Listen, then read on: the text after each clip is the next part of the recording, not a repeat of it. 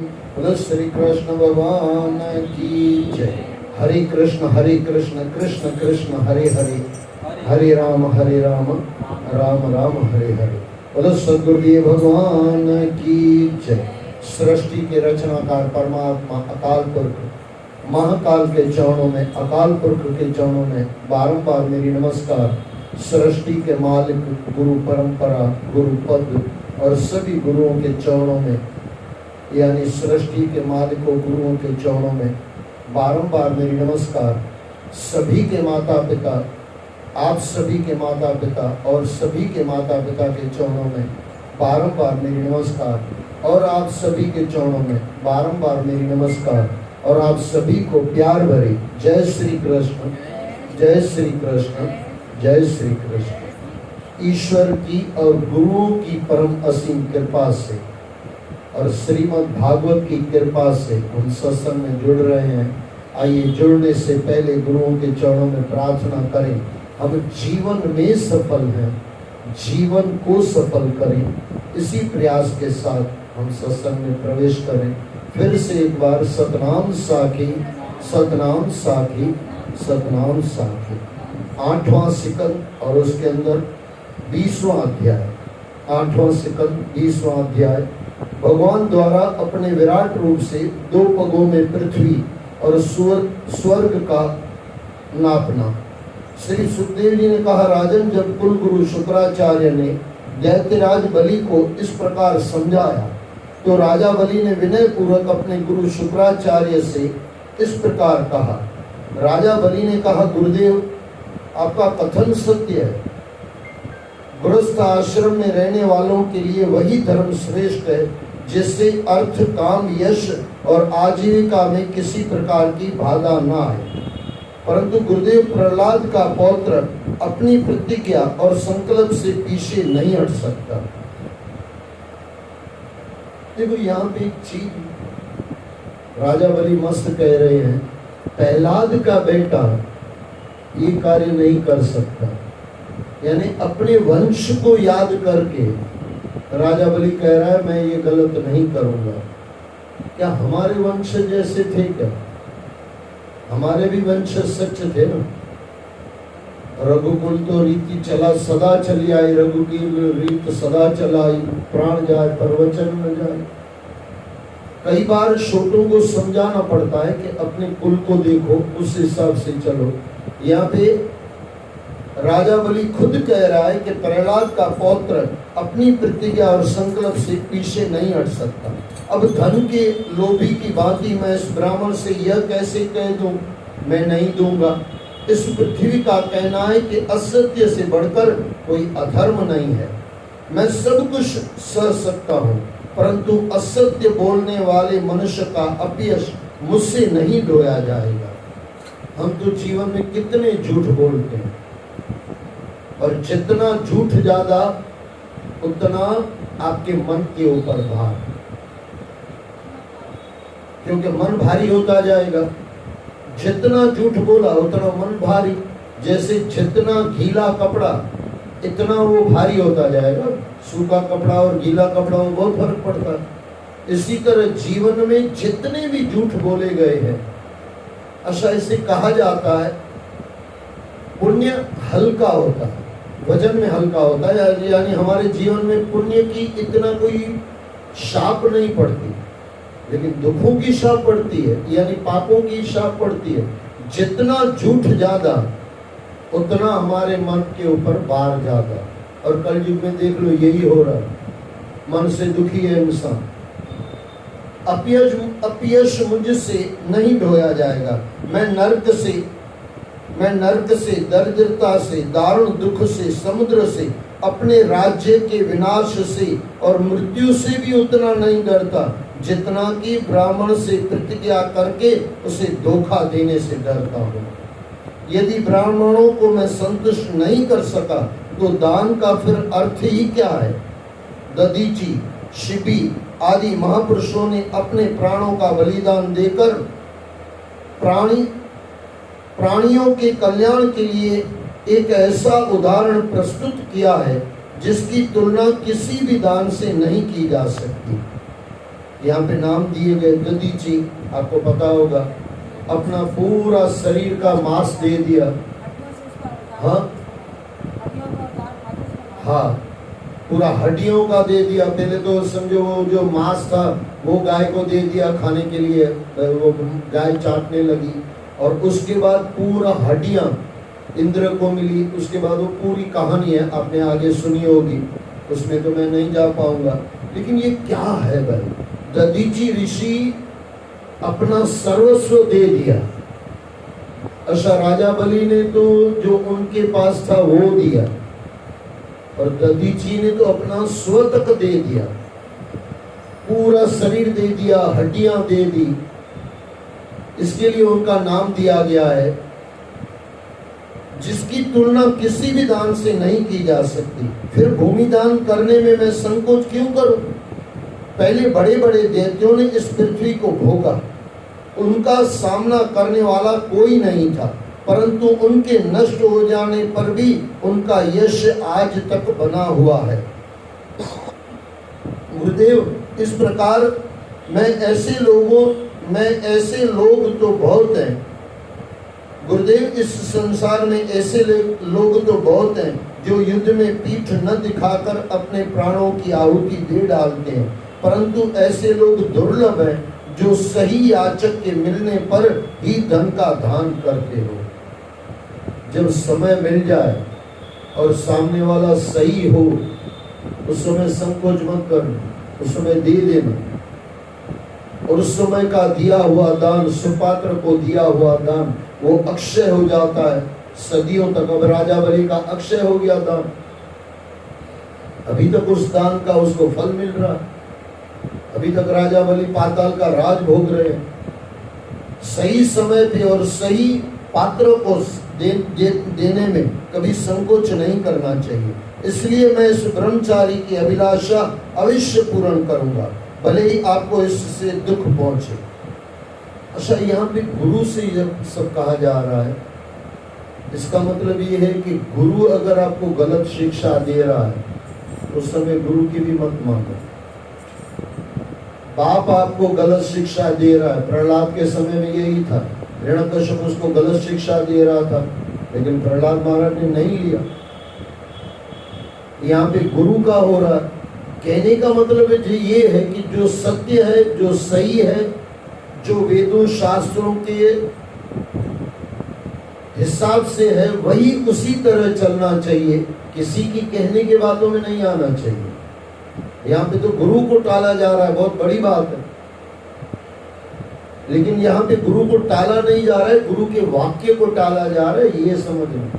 गुरु की गलत चीज को टाला जा रहा है, गुरु को नहीं टाला जा रहा है। उस राजा बलि ने गुरु का कहीं अपमान नहीं किया, उसने जो गलत कहा उसको नहीं माना। अब राजा बलि को लगे, वो शुक्राचार्य को लगे कि मेरा अपमान हो रहा है, तो उसकी वो जाने। बाकी राजा बलि ने अपमान नहीं किया, राजा बलि ने सत्य बताया है, जो ग्रंथों में कहा गया, जो उनको अनुभव था कि सत्य ये ऐसा है। भले ही आपको इससे दुख पहुंचे, मेरे लिए तो यही बहुत है कि स्वयं भगवान याचक बनकर मेरे द्वार पर आए हैं। यदि मेरे अपराध न करने पर भी ये मुझे अधर्म पूर्वक बांध लेंगे, तब भी मैं इनका विरोध न करूंगा, क्योंकि मेरे शत्रु होने पर भी इन्होंने भयभीत होकर ब्राह्मण का शरीर धारण किया है।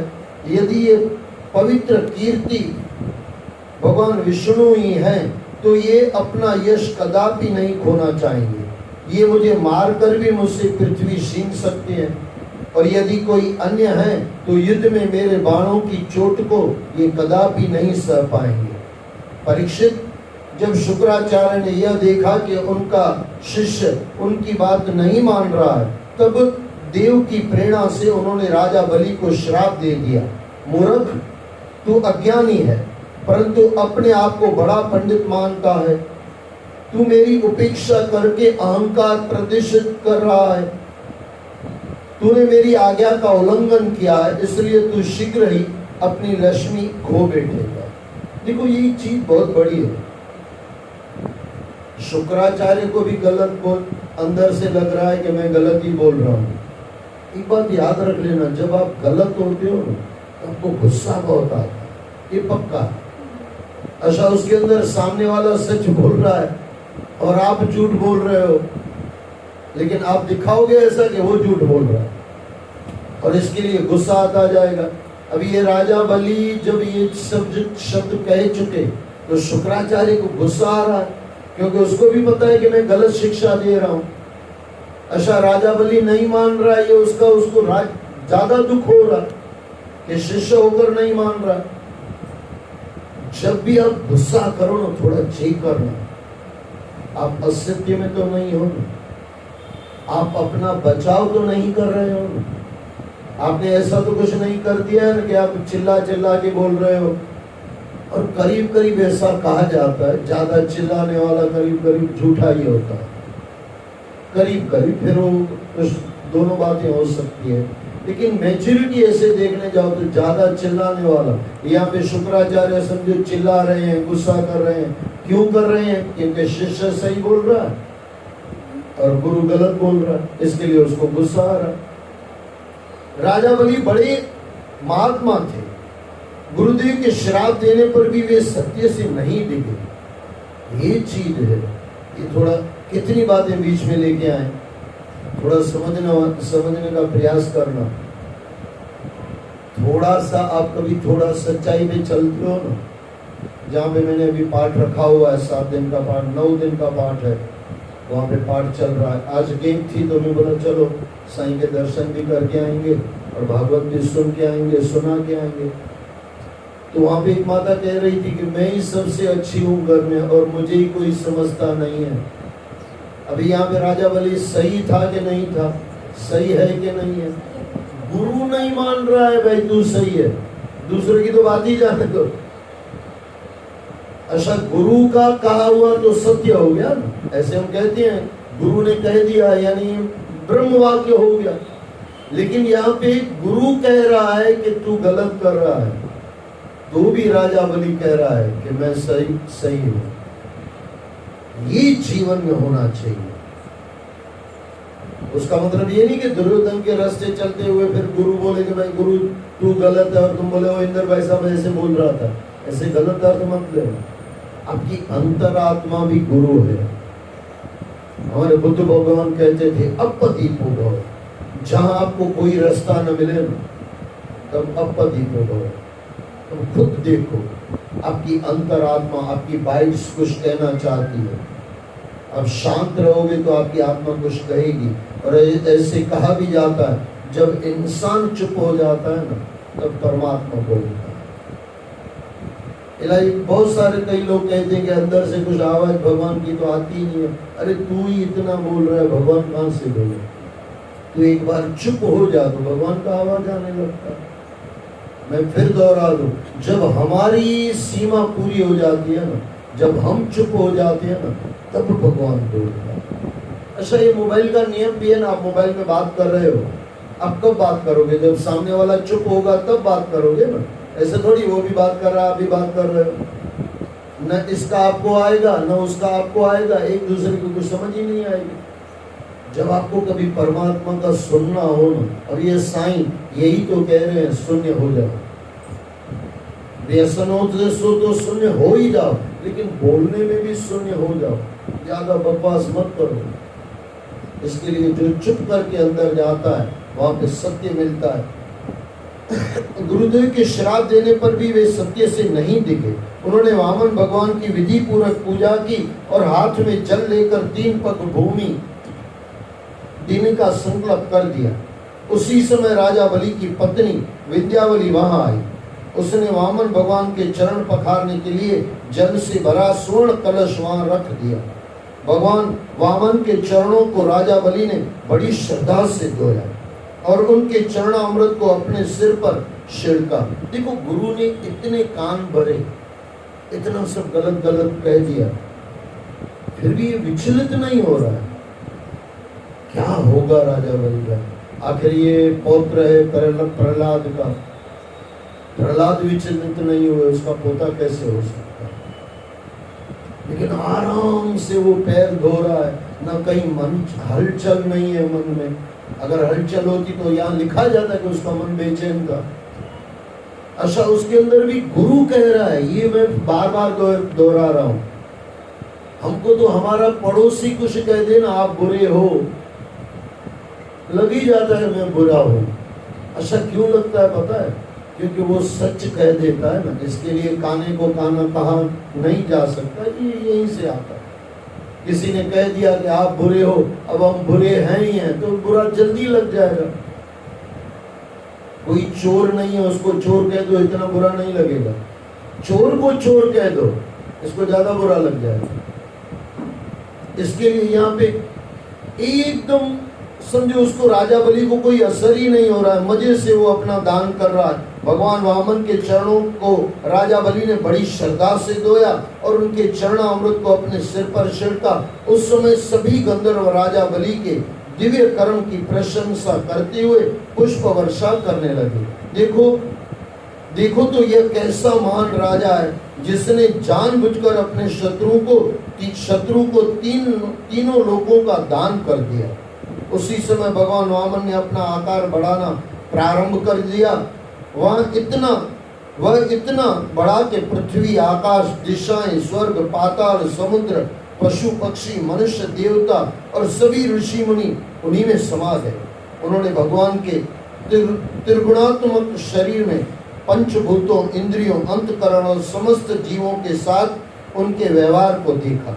राजा बलि ने विश्व रूप भगवान के चरणातल में रसातल, चरणों में पृथ्वी, पिंडलियों में पर्वत, घुटनों में पक्षी, जांघों में मरुदगणों को देखा। इसी प्रकार भगवान के वस्त्रों में संध्या, गुह्य स्थानों में प्रजापतिगण, जंगल स्थल में समस्त असुरगण, नाभि में आकाश, कोख में सातों समुद्र और वक्ष स्थल में नक्षत्र समूह को देखा। उन्हें भगवान के हृदय में धर्म, स्तनों में मधुर और सत्य वचन, मन में चंद्रमा, वक्ष स्थल पर हाथों में कमल लिए लक्ष्मी जी, कंठ में सामवेद और संपूर्ण शब्द समूह देखे। उनकी बाहों में इंद्रियादि समस्त देवगण, कानों में दिशाएं, मस्तक में स्वर्ग, केशों में मेघमाला, नासिका में वायु, नेत्रों में सूर्य और मुख में अग्नि दिखाई पड़ी। उनकी वाणी में वेद, रसना में वरुण, भौहों में विधि और निषेध, पलकों में दिन रात, ललाट में क्रोध, निचले होंठ में लोभ के दर्शन हुए। परीक्षित उनके स्पर्श में काम, वीर्य, ऊर्जा में जल,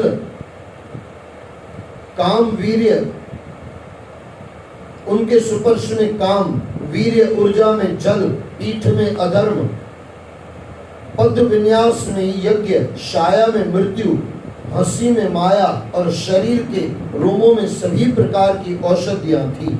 नाड़ियों में नदियां, नखों में शिलाएं, बुद्धि में ब्रह्मा, देवता और ऋषिगण दिखाई पड़े। इस प्रकार राजा बलि ने भगवान के विश्व रूप में संपूर्ण चर अचर प्राणियों के दर्शन किए। परीक्षित, सर्व आत्मा भगवान में संपूर्ण जगत देखकर सब के सब दैत्य अत्यंत भयभीत हो गए। उसी समय भगवान के सभी अस्त्र शस्त्र और दिव्य पार्षद वहां एकत्र हो गए। भगवान की अद्भुत शोभा को देखकर सभी उनकी स्तुति करने लगे। उन्होंने अपने एक पग से बलि की सारी पृथ्वी नाप ली, शरीर से आकाश और भुजाओं से सभी दिशाएं घेर ली। दूसरे पग से उन्होंने स्वर्ग को नाप लिया। अब तीसरा पग रखने के लिए उन्होंने इधर उधर देखा तो उन्हें राजा बलि की कोई चीज दिखाई नहीं दी। भगवान का उठा हुआ वह पग ही ऊपर की ओर जाता हुआ महलोक, जनलोक और तपलोक से भी ऊपर, तपलोक से भी ऊपर सत्यलोक तक पहुंच गया।